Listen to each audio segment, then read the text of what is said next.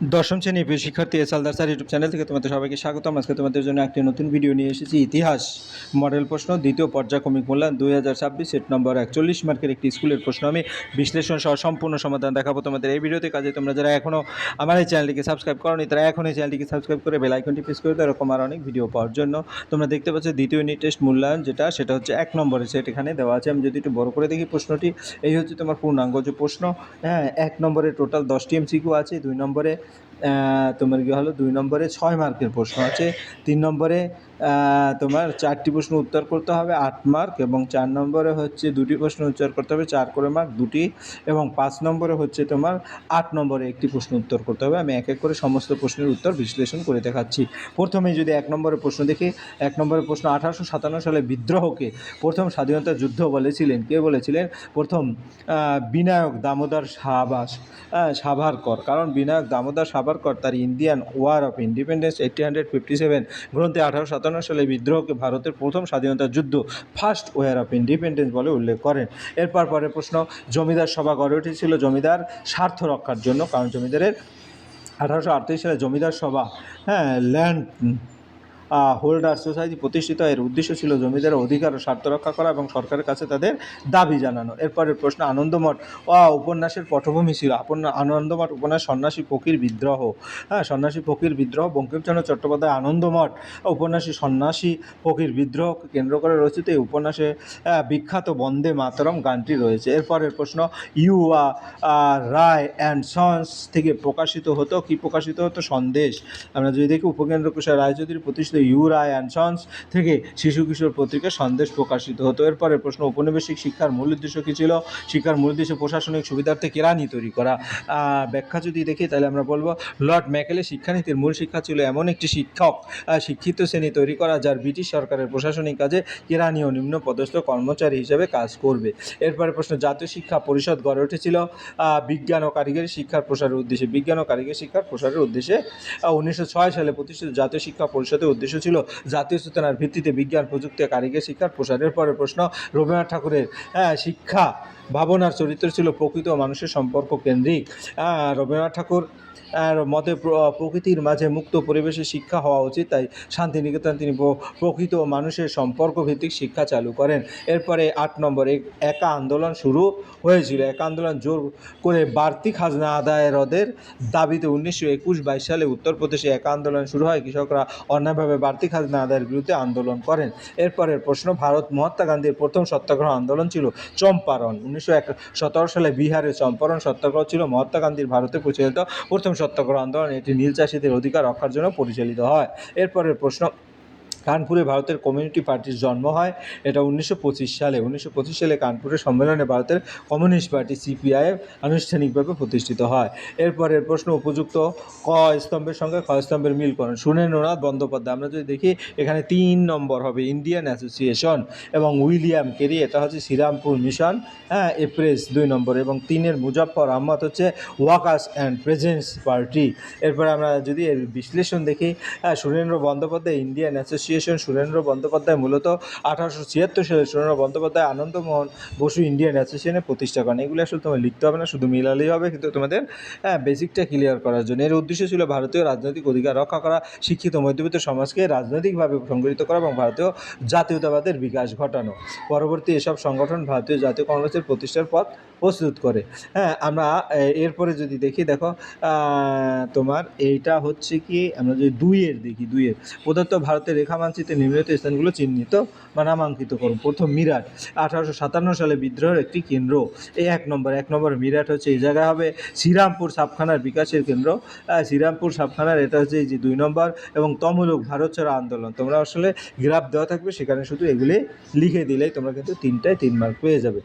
এরপরে William Carey Serampore mission, যেটা William Carey Serampore mission express, এবং মুজাফফর আহমদ ওয়ার্কার্স পার্টি, যেটা আমি বলছিলাম। এরপরে ওই যেটা ভারতের রেখা মানচিত্র, আমি একটু আগে যেটা ছবিতে দেখালাম সেটার এখানে ক্লিয়ার করে তোমার রেখা মানচিত্র আমি দিয়ে দিলাম। এরপরে 3 নম্বরের প্রশ্ন হচ্ছে, গগেন্দ্রনাথ ঠাকুরের ব্যঙ্গচিত্রগুলিতে কীভাবে উপনিবেশ সমাজের সমালোচনা ফুটে উঠেছিল। এটা তোমার গগেন্দ্রনাথ ঠাকুর তার ব্যঙ্গচিত্র উপনিবেশ সমাজের নানা অসঙ্গতি ভণ্ডামিকে তীব্রভাবে তুলে ধরেছেন। তিনি ইংরেজদের অন্ধ অনুকরণে শিক্ষিত বাঙালি সমাজের কুসংস্কার, ভণ্ড অভিজাত শ্রেণী এবং উপনিবেশ শাসনের নেতিবাচক প্রভাব প্রভাবকে হাস্যরস ও ব্যঙ্গের মাধ্যমে সমালোচনা করে। তার ব্যঙ্গচিত্রে মানুষকে আত্মসমালোচনার মাধ্যমে জাতীয় চেতনা জাগাতে সাহায্য করেছিল। এরপরে 3-2 যদি আমরা দিই, এখানে কিন্তু প্রতিটা প্রশ্নই কিন্তু দুটি অথবা তিনটি ব্যক্তি যে কোনো চারটি, অর্থাৎ 2 মার্কের প্রশ্ন। বাংলায় ব্যবসাভিত্তিক ছাপখানা প্রতিষ্ঠার কারণ কী ছিল? 19 শতকে শিক্ষার প্রসার, বাংলার বই সংবাদপত্রের চাহিদা বৃদ্ধি এবং পাঠক সংখ্যা বাড়ার ফলে বাংলায় ব্যবসায় ভিত্তিক ছাপখানা গড়ে ওঠে। বই ছাপা এবং বিক্রি লাভজনক ব্যবসায় পরিণত হয়। অনেক ব্যক্তি ও প্রতিষ্ঠান বাণিজ্যিকভাবে ছাপখানা প্রতিষ্ঠা করেন। এরপরে 3-3 কি বলেছে? বাংলা বিজ্ঞান শিক্ষা প্রসারে বসু বিজ্ঞানের মন্দিরের ভূমিকা কী ছিল? আচার্য জগদীশচন্দ্র বসু 1917 সালে বসু বিজ্ঞান মন্দির প্রতিষ্ঠা করেন। এই প্রতিষ্ঠানে বিজ্ঞান গবেষণা উচ্চশিক্ষার সুযোগ সৃষ্টি হয়। ভারতের ছাত্রছাত্রীরা আধুনিক বিজ্ঞান চর্চায় উৎসাহিত হন। এর ফলে বাংলায় বিজ্ঞান শিক্ষার উল্লেখযোগ্য প্রসার ঘটে। এরপরের প্রশ্ন, তমলুকে ভারত ছাড়া আন্দোলনের চরিত্র কেমন ছিল? তমলুকে ভারত ছাড়া আন্দোলন ছিল গণ আন্দোলন, ধর্মী, সংগ্রামী ও সংগঠিত। বা আন্দোলনের সময় সেখানে তাম্রলিপ্ত জাতীয় সরকার গঠিত হয়, যা ব্রিটিশ প্রশাসনের বিকল্প হিসেবে কাজ করে। কৃষক, ছাত্র, যুবক ও সাধারণ মানুষ সক্রিয়ভাবে এই আন্দোলনে অংশগ্রহণ করেছিল। এরপরে 3-5 শ্রমিক শ্রেণীর বড় অংশ আইন অমান্য আন্দোলনের প্রতি বিমুখ ছিল। কোনো আইন অমান্য আন্দোলনের মূল কর্মসূচিতে শ্রমিকদের মজুরি বৃদ্ধি, কাজের সময় কমানো, শ্রমিক অধিকার সম্পর্কিত দাবি বিশেষ গুরুত্ব পায়নি। ফলে শ্রমিকদের বড় অংশ এই আন্দোলনের প্রতি আগ্রহী হয় না, অনেকেই নিজেদের স্বার্থ রক্ষার জন্য পৃথক শ্রমিক আন্দোলনে যুক্ত ছিলেন। এরপরের প্রশ্ন, 4 নম্বরের প্রশ্ন, 1858 সালের মহামারী ঘোষণাপত্র ঐতিহাসিক তাৎপর্য আলোচনা করে। এটা 4 মার্কের প্রশ্ন।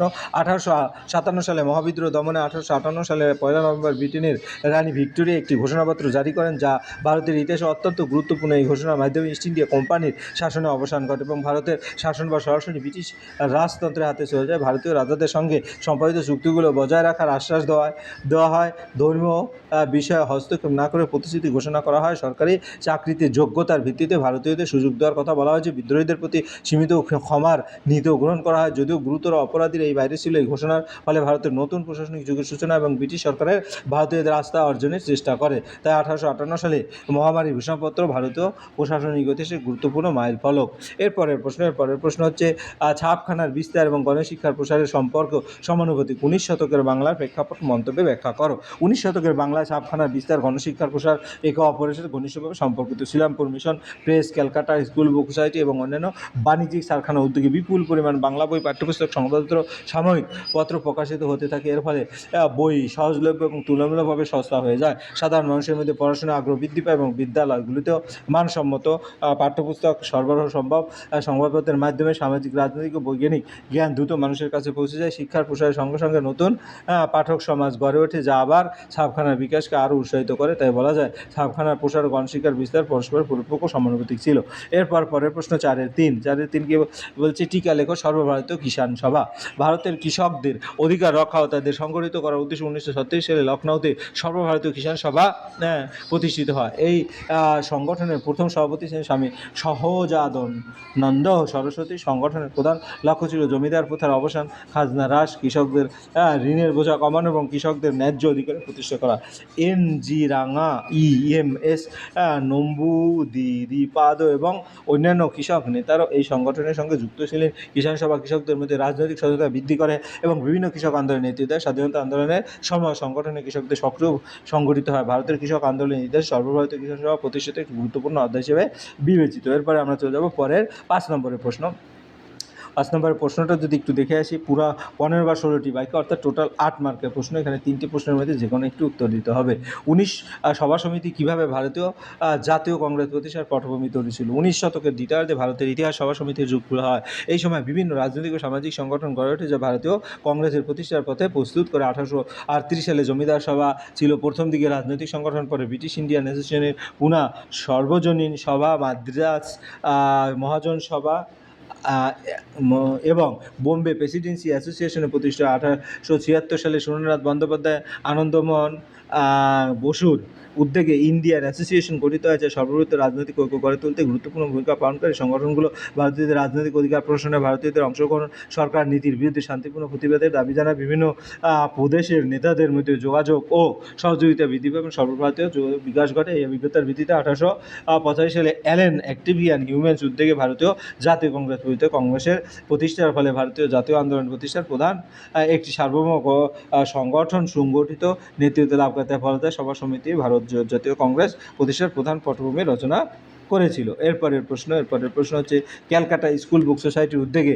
ছাপখানার প্রসার ও শিক্ষার বিস্তার কীভাবে ঘটেছিল? রবীন্দ্রনাথ ঠাকুর শিক্ষানীতির কোন দিকটা শান্তিনিকেতন প্রতিষ্ঠার মাধ্যমে সর্বাধিক গুরুত্ব লাভ? ক্যালকাটা স্কুল বুক সোসাইটি 1857 সালে প্রতিষ্ঠিত হয়। এর প্রধান উদ্দেশ্য ছিল বাংলা অন্যান্য ভারতীয় ভাষা সহজ ও মানসম্মত সুলভ মূল্যের পাঠ্যপুস্তক প্রকাশ করে। প্রতিষ্ঠানের উদ্যোগে বিভিন্ন বিষয়ের পাঠ্যবই ছাপা এবং বিদ্যালয়গুলিতে সরবরাহ করা। এর ফলে ছাত্রছাত্রীদের পড়াশোনার সুযোগ বৃদ্ধি পায় এবং শিক্ষার প্রসার ঘটে, বিকাশ ঘটে, জ্ঞান চর্চা সাধারণ মানুষের কাছে পৌঁছে যায়। রবীন্দ্রনাথ ঠাকুর বিশ্বাস করতেন যে শিক্ষা শুধু বইয়ের মধ্যে সীমাবদ্ধ থাকা উচিত নয়, প্রকৃতির সঙ্গে মিলেমিশে আনন্দের মাধ্যমে শিক্ষা গ্রহণ করতে হবে। এই ভাবনাকে বাস্তব রূপ দিতে তিনি শান্তিনিকেতন প্রতিষ্ঠা করেন। এখানে খোলা আকাশের নিচে পাঠদান, শিল্প সাহিত্য এবং সঙ্গীত, খেলাধুলা ও প্রকৃতির সঙ্গে নিবিড় সম্পর্কের উপর গুরুত্ব দেওয়া হয়। শিক্ষার্থীদের স্বাধীন চিন্তা, সৃজনশীল ও মানবিক মূল্যবোধ, আন্তর্জাতিক দৃষ্টিভঙ্গি গড়ে তোলাই ছিল শান্তিনিকেতনের প্রধান লক্ষ্য। তাই শান্তিনিকেতন রবীন্দ্রনাথ ঠাকুরের প্রকৃতি নির্ভর মুক্ত মানবিক শিক্ষা চিন্তার শ্রেষ্ঠ উদাহরণ।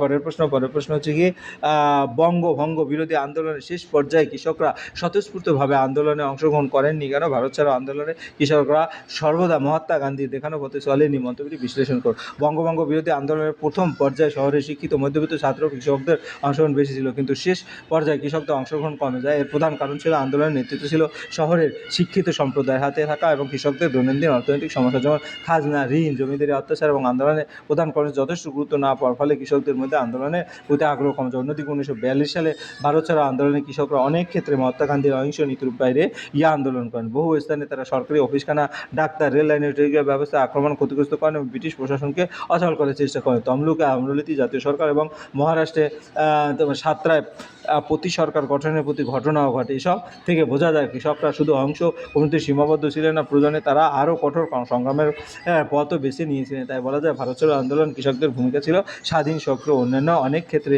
গান্ধীজি নির্দেশিত পথের বাইরে। এই ছিল তোমার এই ভিডিওর সামগ্রিক প্রশ্ন মূল্যায়ন। আশা করি ভিডিওটি মনোযোগ সহকারে দেখলে ফুল প্রশ্ন কিন্তু ক্লিয়ার বুঝতে পারবে। পরিশেষে ভিডিওটি দেখার জন্য অসংখ্য ধন্যবাদ। ভিডিওটি ভালো লাগলে লাইক, কমেন্ট, শেয়ার করতে ভুলবে না। वीडियोस बनाने हैं, ধন্যবাদ সবাইকে। फिल्मोरा है ना।